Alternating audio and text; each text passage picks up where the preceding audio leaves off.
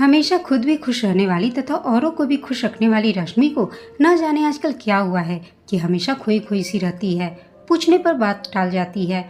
आखिर जब मुझसे रहा न गया तो एक दिन मैं उसे पकड़कर बैठ गई और फिर पूछा, रश्मि आज मैं तुझे छोड़ने वाली नहीं, बता ना आखिर क्या हुआ है। कुछ भी नहीं कविता, तू तो यूं ही परेशान हो रही है। नहीं रश्मि, कुछ तो हुआ है, तू बताती क्यों नहीं। देख, आज मैं तुझे छोड़ने वाली नहीं, जाने भी देना, अपने लिए मैं किसी को दुखी नहीं करना चाहती। रश्मि ने कुछ उदास स्वर में कहा। रश्मि, तू मुझे अब अपना मानती नहीं है क्या? ऐसा लगता है देख, हमारी दोस्ती आज की नहीं और मरते दम तक हम दोस्त रहेंगे। वह तो है, देख अपना दुख मुझे नहीं बताएगी तो किससे बताएगी।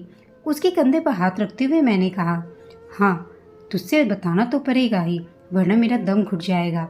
रश्मि बोली, तू तो जानती है कि क्या कुछ नहीं गुजरा मुझ पर, परंतु वक्त का खेल समझकर सब स्वीकार करती रही। रोहन 2 बच्चे देकर मुंह मोड़ गया और दूसरी शादी कर ली। मैंने सह लिया। सब रिश्तेदार एक एक करके चले गए। किसी ने भी यह नहीं सोचा कि मैं अपने 2 बच्चों के साथ कैसे जीऊंगी, क्या करूंगी।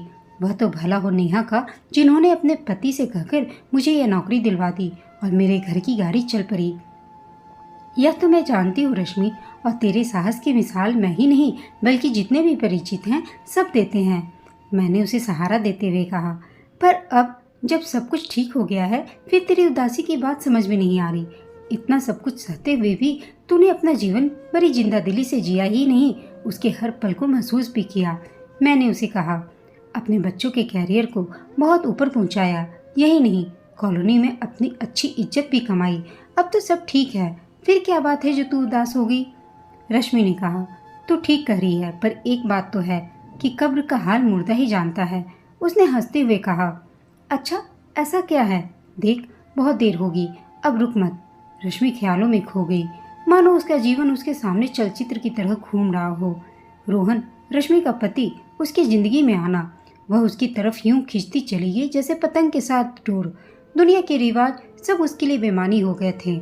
मम्मी पापा ने उसे कितना डांटा था, जमाने की ऊंच नीच सब समझाई थी, पर वह तो जैसी दीवानी हो गई थी रोहन की। मोबाइल की घंटी बजती, बस उसे रोहन ही दिखाई देता और वह पगली की तरह दौड़ी चली जाती।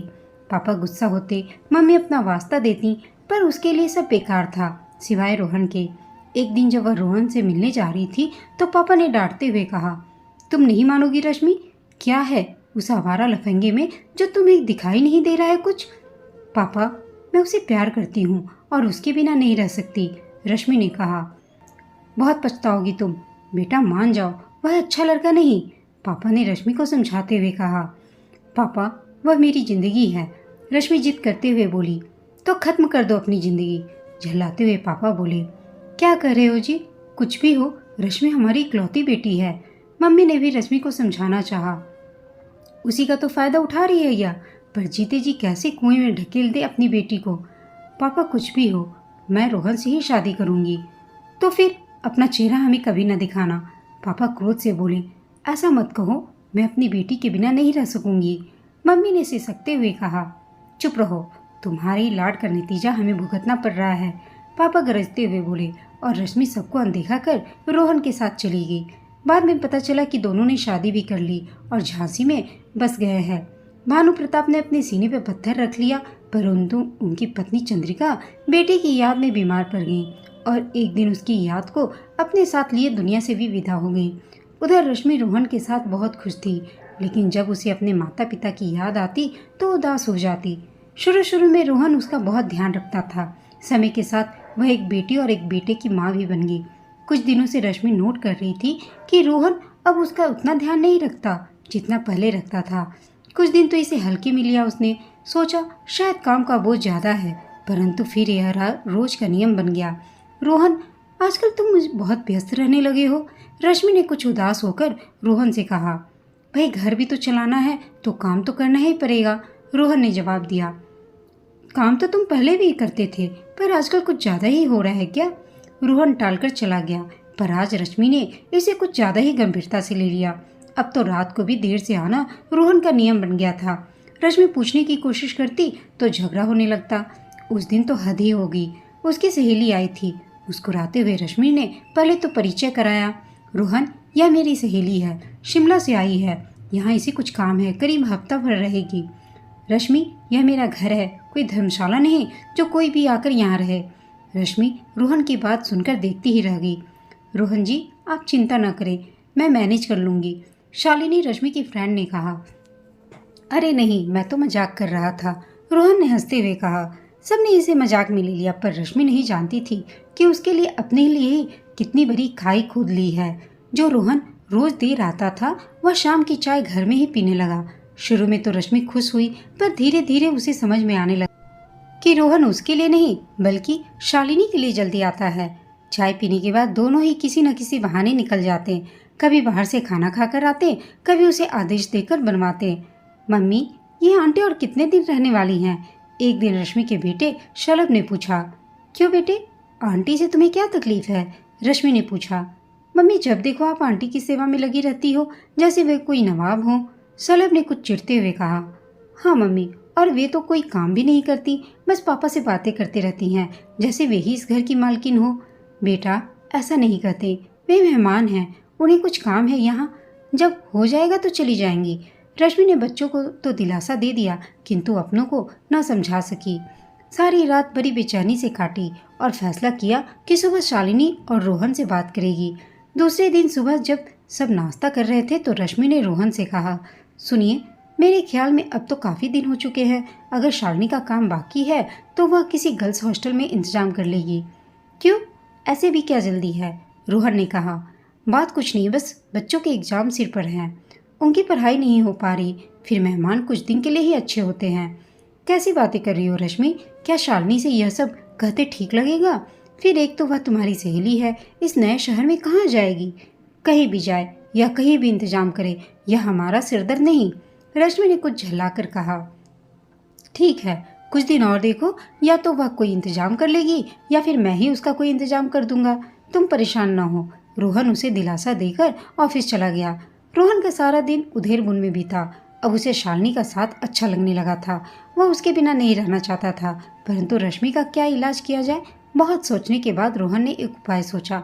उसने शहर से बाहर बनी नई कॉलोनी में एक मकान किराए पर ले लिया और उसमें शालिनी को शिफ्ट कर दिया।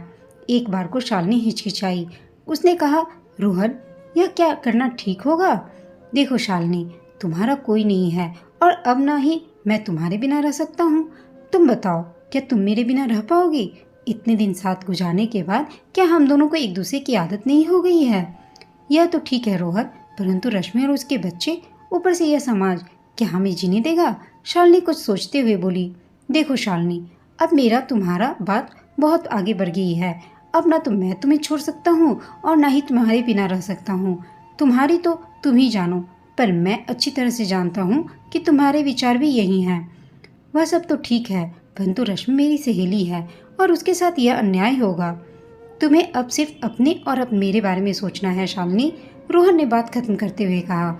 अब देखो, इस शहर में कितने ही लोगों से तुम्हें मिलवा दूंगा जिन्होंने न सिर्फ दो दो शादियां कर रखी हैं, वरन दोनों को निभा भी रहे हैं। परंतु लोग क्या कहेंगे रोहन? शालिनी बोली। देखो शालिनी, अब तुम कुछ मत सोचो, सोचो तो सिर्फ अपनी नई जिंदगी के बारे में। रोहन की बात सुनकर शालिनी ने उससे सोचने के लिए 2 दिन का समय मांगा। ठीक है, मैं चलता हूँ, तुम्हारी जरूरत का सारा सामान यहाँ है। रोहन घर पहुंचा तो रश्मि और बच्चे उसे अकेला देखकर बहुत खुश हुए। उन्होंने सोचा कि शालिनी चली गई अपने शहर। रश्मि ने मुस्कुराते हुए पूछा, आज अकेले? क्या शालिनी वापस चली गई? रोहन चुप रहा और अपने कमरे में कपड़े चेंज करने के लिए चला गया। रश्मि कुछ सोचती रह गई। जब वह वापस आया तो रश्मि ने फिर दोहराया, आपने बताया नहीं कि शालिनी वापस चली गई है क्या? देखो रश्मि, तुमने चाहा कि शालिनी यहाँ से चली जाए और वह चली गई। अब वह कहाँ गई और क्यों गई, इससे तुम्हें मतलब नहीं होना चाहिए। रहा मेरी जल्दी आने का प्रश्न, तो आज मैं यह फैसला करके आया हूँ कि अब मैं शालिनी से शादी कर रहा हूँ। तुम साथ रहोगी या अलग, यह फैसला तुम्हें करना है। रश्मि और बच्चे यह सब सुनकर हैरान रह गए। तुम्हें पता भी है रोहन कि तुम क्या कह रहे हो? रश्मि ने लगभग चीखते हुए कहा। दोनों बच्चे शलभ और रितिका डर गए। तभी रश्मि को लगा कि उन्हें बच्चों के सामने यह सब बातें नहीं करनी चाहिए, अतः उसने सामान्य होने की कोशिश की और बच्चों से कहा, बेटा आप अपने कमरे में जाकर पढ़ाई करो। अब बच्चे इतने भी छोटे नहीं थे कि वे अपनी माँ की बात ना समझ सकें। दोनों सिर झुकाए अपने कमरे में चले गए। हाँ, अब बताओ कि तुम क्या कह रहे थे? तुम्हें शालिनी से शादी करनी है? तुम इतनी बड़ी सजा मुझे कैसे दे सकते हो? सिर्फ तुम्हारे कारण मैं अपने माता पिता और घर परिवार को छोड़कर आई थी। हाँ रश्मि, तुम आई थी, पर यह फैसला भी तुम्हारा था। फिर मैं कब मना कर रहा हूँ? क्या बिगड़ जाएगा अगर शालिनी भी हमारे साथ रहे? रोहन ने कहा। यह कभी नहीं हो सकता रोहन, तुम मुझे इतना बड़ा धोखा नहीं दे सकते। धोखा? जो धोखा करता है उसे ही धोखा तो मिलता है रश्मि, यही दुनिया का सत्य है। तुमने भी तो अपने माता पिता को धोखा दिया था। तुम्हारी माँ असमय गुजर गई, वे क्या जी पाई? और पिताजी, वे भी तो जैसे तैसे जी रहे हैं। वह जीना नहीं होता। क्या तुमने उनके लिए सोचा? आज बात करती हो तुम धोखे की? उसकी वजह भी तुम ही थे रोहन। तुमने तो मुझे न घर का छोड़ा न घाट का। रश्मि ने सिर थामते हुए कहा। अब यह फैसला तुम्हारा है रश्मि, तुम साथ रहो या अलग। हाँ, यह जरूर है कि तुम्हारे और बच्चों के खर्च का पैसा मैं तुम्हें देता रहूँगा, रोहन ने कहा। बस करो रोहन, तुम क्या दोगे मुझे खर्चा? जाओ, आज मैंने तुम्हें शालिनी दी, तुम्हारा नया घर, नई पत्नी, सब कुछ तुम्हें मुबारक। मुझे तुमसे कुछ नहीं चाहिए, चले जाओ यहाँ से अभी इसी वक्त। रश्मि ने चिल्लाकर कहा तो रोहन चला गया। रश्मि की आंखों के सामने सब कुछ घूमने लगा। उसकी बनाई दुनिया, उसका घर, उसके सपने, सब कुछ भरभरा कर ढह गया। तभी बिल्ली ने कूदकर फ्लावर पॉट गिरा दिया तो रश्मि की तंद्रा भंग हुई। फिर क्या हुआ रश्मि? मैंने पूछा। होना क्या था? रोहन मुझे अधर में छोड़कर चला गया और आज मैं अपने बच्चों के साथ अकेली जिंदगी गुजार रही हूँ। सारे दुख, सारा अकेलापन अपने अंदर समेटे चली जा रही हूँ बस। परंतु कब तक? मैंने उससे पूछा। जब तक जीवन है, ना मैं हारूंगी, न रोहन के पास जाऊंगी और न ही अपने पिता के पास। चल जाने भी दे। जब भी कभी तू अकेलापन महसूस करेगी, मुझे अपने करीब पाएगी। उधर रोहन ने शालिनी से शादी कर ली और अपने नए घर में मग्न हो गया। धीरे धीरे उनका रिश्ता सभी को मालूम हो गया। सामने तो कोई कुछ नहीं कहता था, परंतु पीठ पीछे सभी उसकी बुद्धि पर तरस खाते। देखो, रोहन ने इस उम्र में अपनी इतनी सुंदर सुधर पत्नी व 2 बच्चों को छोड़कर नई शादी कर ली। नरेंद्र जी बोले, भाई हम तो रश्मि भाभी के बारे में सोचते हैं, वे अकेले ही हर हालात का सामना कर रही हैं। निरंजन कुछ सोचते हुए बोले, ऐसा नहीं था कि रोहन को इन सब बातों का पता नहीं था, परंतु वह बड़ी चतुरता से सफाई दे देता था। एक दिन रोहन लौटा तो उसके हाथ में शिमला के 2 टिकट थे। घर में घुसते ही चिल्लाया, शालिनी, ओ शालू, देखो मैं क्या लाया हूँ। क्या लाए हैं? शालिनी ने पूछा। सोचो क्या हो सकता है? शालू मुस्कुराकर बोली, क्या होगा? सिनेमा के टिकट होंगे और या फिर होटल के डिनर का ऑफर। नहीं डियर, हम कल 1 हफ्ते के लिए शिमला जा रहे हैं। क्या नज़ारा होगा तुम कल्पना भी नहीं कर सकती। चलो फटाफट पैकिंग कर लो। दूसरे दिन जब वे शिमला पहुंचे तो लगभग सारे होटल बुक थे और फिर ऑटो वाले की सहायता से जो होटल मिला उसे देखकर रोहन को जबरदस्त झटका लगा। वहाँ होटल जहाँ वह पहली बार रश्मि को लेकर आया था, उसे सख्ती में देखकर शालिनी बोली, क्या हुआ रोहन, आप कहाँ खो गए? कुछ नहीं, बस यूं ही जरा सोच रहा था कि देखो वक्त भी क्या क्या खेल दिखाता है। अभी कुछ दिन की बात है, मैं किसी काम से शिमला में आया था और उस वक्त भी यही होटल और तो और यही कमरा था। शालिनी, रोहन ने आधा झूठ और आधा सच बोला। वह उसे यह कैसे बताता कि यहाँ इसी कमरे में उसने और रश्मि ने अपना हनीमून मनाया था। झूठ तो उसने कह दिया, किंतु उसका मन उखड़ गया था। दूसरे दिन दोनों घूमने निकल गए। यह भी अजीब बात थी कि जिस रश्मि को छोड़कर शालिनी के लिए रोहन बेताब था और उसके साथ शादी करके उसके साथ हनीमून मनाने आया था, उसे छोड़कर हर जगह रोहन को रश्मि ही नजर आ रही थी। वह काफ़ी परेशान हो रहा था। उसके अंदर यह बदलाव शालिनी भी महसूस कर रही थी, परंतु उसने सोचा कि हो सकता है कि कोई ऑफिस की बात से उसे परेशान कर रही हो। उसने बहुत पूछा भी, परंतु रोहन ने टाल दिया। आज उसे लगा कि 2-2 नावों पर सवार होना कितना कठिन है। होटल आकर वह बिस्तर पर ढेर सा हो गया। क्या बात है रोहन, काफ़ी थके थके से लग रहे हो और काफ़ी परेशान भी। रोहन ने कहा, हाँ थक गया हूँ। ऐसा करते हैं शालिनी, वापस चलते हैं। क्यों? बस ऑफिस का एक ज़रूरी काम है, याद आ गया, जाना ज़रूरी है, फिर कभी प्रोग्राम बना लेंगे। ठीक है, शालिनी बोली और फिर पैकिंग करने लगी। दूसरे दिन वापस आ गए। सब काम अपने ढर्रे पर चलने लगे। एक दिन रोहन व शालिनी शॉपिंग के लिए गए तो उन्होंने रितिका को देखा। वह अपनी सहेली के साथ स्कूटी पर जा रही थी। तभी एक बाइक सवार ने उसकी स्कूटी में टक्कर मार दी और वे दोनों गिर पड़ी। रोहन और शालिनी उसकी तरफ दौड़े। उसे उठाने के लिए शालिनी ने हाथ बढ़ाया तो उसने बड़ी नफरत से उसका हाथ छटक दिया। शालिनी ने कहा, रितिका तुम ठीक तो हो? तुम तो ठीक हो? मैं ठीक हूँ या नहीं इससे तुम्हें क्या फर्क पड़ता है? रितिका ने गुस्से और नफरत से कहा। ऐसा न कहो बेटा, मैं तुम्हारी माँ के समान हूँ, शालिनी ने कुछ मायूसी से कहा। आप जानती भी हैं कि माँ क्या होती है? कभी आपने जाना माँ को? माँ तो बस देना ही जानती है और आपने तो बस छीनना ही जाना है। हमसे हमारे पापा को छीना, हमारे घर की सुख शांति छीनी, मेरी माँ का सुहाग छीना। आप क्या जाने माँ और माँ के त्याग को। रितिका, क्या तुमने बात करने की तमीज छोड़ दी? रोहन ने चिल्लाते हुए कहा। पापा, मैंने तो सिर्फ बात करने की तमीज छोड़ी है, किंतु आपने तो हम सबको छोड़ दिया। और सिसकते हुए रितिका अपने जख्म को बिना देखे चली गई। दोनों का मूड खराब हो गया था। दोनों वापस घर आ गए। दूसरे दिन रोहन अपने ऑफिस चला गया। शालिनी के कानों में रितिका के कहे शब्द हथौड़े की तरह पड़ रहे थे। जानती हो माँ क्या होती है? तुमने तो बस छीना है, तुमने मेरे पापा को छीना है, हमारे घर की सुख शांति छीनी है। हाँ, मैंने अपनी सहेली का घर उजाड़ा है। अपने आप में ही शालिनी बड़बड़ाने लगी। उसे बर्बाद कर दिया है, मैं दोषी हूँ। एकाएक शालिनी अपना सिर पकड़कर जोर जोर से चिल्लाई।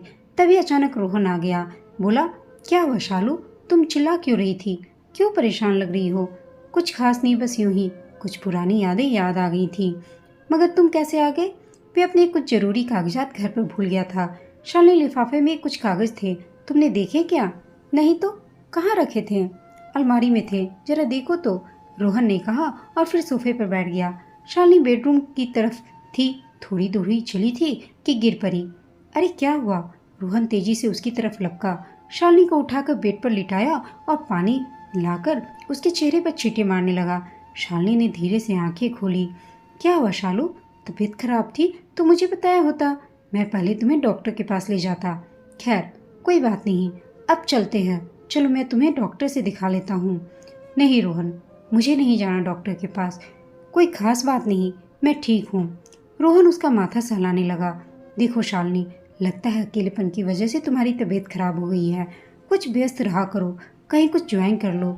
रोहन, मैंने बहुत गलत काम किया है, बहुत बड़ी गलती की है, बहुत बड़ी पाप हो गया है मुझसे। कौन सी गलती शालू? मैंने अपनी ही सहेली का पति छीना, उसका घर उजाड़ दिया, उसकी हाय लगेगी मुझे।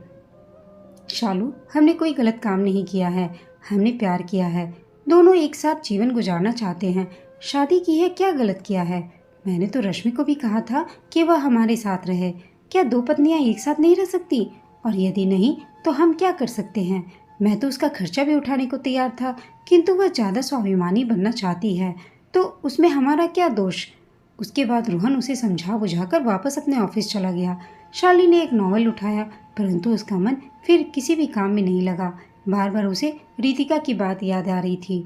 उसका मन फिर किसी भी काम में नहीं लगा और रितिका की बातों को याद करके वह फिर रोने लगी। उसका मन भी बार बार उसे ही दोषी मान रहा था। जैसे तैसे शाम हुई और रोहन ऑफिस से आ गया। उसने चाय बनाई और दोनों अपना अपना कप लेकर टेरेस पर आ गए। क्या बात है, आज कुछ परेशान दिखाई दे रही हो? कुछ नहीं, बस यूं ही मन नहीं लग रहा। चलो तो आज कहीं घूम फिर कर आते हैं, तुम्हारा भी मन बहल जाएगा। और फिर दोनों तैयार होकर बाहर निकल पड़े। पास ही एक पार्क था, दोनों जाकर नर्म घास पर बैठ गए। अभी कुछ देर ही हुई थी उन्हें वहां बैठे, तभी एक तरफ कुछ शोर सा हुआ। उत्सुकतावश दोनों भी वहां पहुंच गए। बड़ा ही अजीब नज़ारा था। एक औरत अपने पति के साथ मारपीट कर रही थी। उन्होंने कारण पूछा तो पता चला कि उसने अपने पति को दूसरी औरत के साथ पकड़ लिया था। या कहने को तो एक साधारण बात थी, परंतु इस बात ने शालिनी के मन मस्तिष्क पर बहुत ही गहरा प्रभाव डाला। उसके दिमाग में रश्मि का चेहरा घूम गया। उसे और गिल्टी महसूस होने लगी। अब यह रोज का नियम हो गया था कि शालिनी चुपचाप अपने काम निपटाकर उदास सी रहती। उसकी इस हालत से रोहन परेशान रहने लगा। जो जीवन उन्होंने चुना था वह उन्हें बजाय खुशी देने की परेशानी देने लगा। और हद तो तब हुई जब शालिनी न सिर्फ डिप्रेशन में बल्कि आक्रामक भी हो गई। छोटी छोटी बातों पर नाराज हो जाना, गुस्से में कोई भी चीज उठाकर फेंक देना उसका नियम बन गया। एक दिन तो छोटी सी कहा सुनी हो गई। शालिनी ने कप उठाकर रोहन को दे मारा। तब रोहन का लगा कि अब कुछ ठीक नहीं है। वह उसे लेकर न्यूरोलॉजिस्ट के पास गया। डॉक्टर ने शालिनी की जांच करके कहा, रोहन, शालिनी के दिमाग को कोई सदमा लगा है जिसकी वजह से इनकी यह दशा हुई है। फिर डॉक्टर ने कुछ दवाएं लिखी और कहा, इन्हें ज़्यादा से ज़्यादा खुश रहने की कोशिश करें। दवा चलती रही। रोहन हर संभव कोशिश करता रहा कि शालिनी खुश रहे, पर कहीं न कहीं से कुछ ऐसा हो जाता कि शालिनी को रश्मि का बुझा चेहरा और रितिका के शब्द याद आ जाते। उसकी हालत बद से बदतर होती जा रही थी। अब इस बात की चर्चा आसपास भी होने लगी थी। अभी दोपहर को वह बालकनी में खड़ी थी कि रूहेला ने इशारा करते हुए नीलिमा से कहा, सुना है शालिनी न्यूरोलॉजिस्ट के पास गई थी, उन्हें कुछ दिमागी बीमारी है। अरे भाई, किसी का बुरा करके कोई सुखी हुआ है कभी? मुझे तो बेचारी रश्मि पर तरस आता है। इसने उसका पति छीनकर उसे और उसके 2 बच्चों के साथ बुरा किया, अब भरेगी भी तो यही, नीलिमा बोली। इतना सुनकर शालिनी कमरे में वापस आ गई और आते ही बिस्तर पर पड़ गई। जब लंच के लिए रोहन आया तो उसने देखा और तुरंत उसे डॉक्टर के पास लेकर गया। डॉक्टर साहब चिंतित होकर बोले, रोहन, इतनी दवा के बावजूद शालिनी में कोई सुधार नहीं हो रहा। मुझे लगता है कि इन्हें हॉस्पिटलाइज करना पड़ेगा। कुछ भी कीजिए डॉक्टर साहब, परंतु शालिनी को ठीक कर दीजिए। उसी समय डॉक्टर ने शालिनी को दाखिल कर लिया। रोहन अब तिहरी मुसीबत में फंस गया। एक तरफ उसका काम, दूसरी तरफ घर और अब अस्पताल भी, सुबह शाम जाना। वह बुरा तरह से थक चुका था। उस दिन के बारे में सोचता जब वह शालिनी को लेकर घर और बच्चों को छोड़कर आया था। विवाहेतर संबंधों का सच अब उसकी समझ में अच्छी तरह से आ रहा था, परंतु क्या हो सकता था? अब गले परे ढोल को बजाने के सिवा कोई चारा भी नहीं था। न तो वह शालिनी को छोड़ सकता, न ही वापस रश्मि के पास जा सकता था। और शालिनी थी कि वह ठीक होने का नाम ही नहीं ले रही थी। खैर, जैसे तैसे वह अपनी तीनों जिम्मेदारियां निभाने की कोशिश कर रहा था। एक दिन रश्मि बाजार गई, वहीं उसे कविता मिली। दोनों ही बड़ी गर्मजोशी से मिली। तभी कविता बोली, चल, बहुत दिनों के बाद मिली है, कहीं बैठकर कॉफ़ी पीते हैं। नहीं कविता, जल्दी घर जाना है, बच्चों के पेपर चल रहे हैं। रश्मि ने जवाब दिया, चल बिना, कितने दिनों बाद तो मिली है, थोड़ी गपशप हो जाएगी। और फिर दोनों एक कैफ़े हाउस में चली गई। बातें करते करते बात शालिनी पर आकर ठहर गई। अचानक कविता बोली, सुना है रश्मि, आजकल रोहन बहुत परेशानी में है। अच्छा, क्यों, क्या हुआ है? अब तो उसे खुश रहना चाहिए। उसने शालिनी से शादी भी कर ली, जो चाहता था वह हुआ। मैं भी उसे कोई वास्ता नहीं रखती जिसका उसे डर था। अरे, यह सब तो ठीक है, परंतु सुना है शालिनी डिप्रेशन में आ गई है और आजकल सिटी अस्पताल में दाखिल है। डिप्रेशन में वह, परंतु उसे तो सब प्राप्त है जिसकी उसे चाह थी। अब उसे और क्या चाहिए? देखा जाए तो डिप्रेशन में तो मुझे आना चाहिए, मेरा तो सब कुछ छीन लिया था उसने। खैर छोड़ो, सब समय का खेल है। कुछ दिनों के बाद दवा का असर होने लगा। शालिनी ठीक हो गई, लेकिन अंदर ही अंदर उसे यह अफसोस हो रहा था कि उसने अपनी सहेली का घर बर्बाद किया।